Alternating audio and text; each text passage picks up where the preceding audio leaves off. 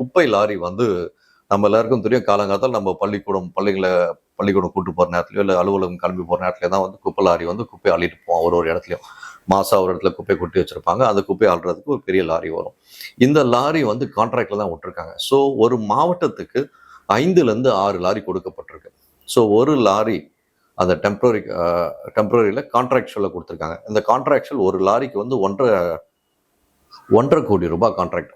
So அவனோட வேலை என்னன்னா, ஒரு பர்டிகுலர் 4 தொகுதி, அந்த 4 தொகுதியில் மொத்தமாக போய் அந்த ஒரு லாரி மூலமாக போயிட்டு மொத்த குப்பையும் கலெக்ட் பண்ணி கொண்டு போயிட்டு அந்த குப்பைக்கான குடோன் இல்லையா, வேளச்சேரியிலையோ இந்த பக்கம் மாதாவரத்துக்கிட்டையும் இந்த 2 இடத்துல ஸ்பிட்டப் பண்ணி போடுறது தான் இவனோட வேலை.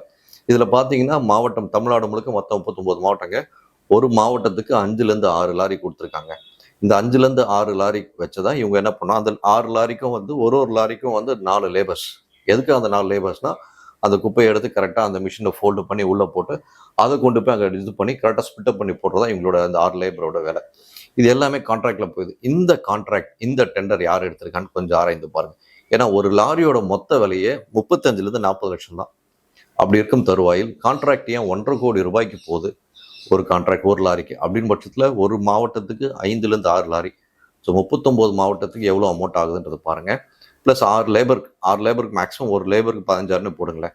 15,000 போட்டால் கூட கிட்டத்தட்ட ஒரு லட்ச ரூபாய்க்குள்ளேயே தான் வரும். இந்த 6 லேபர்ஸ்க்கு டிரைவரோட சேர்த்து நான் சொல்ல வரேன். 1 லட்ச ரூபாய் மட்டும் தான் மேக்ஸிமம் வரும் அதுக்கான ஒரு மாதத்துக்கான செலவு.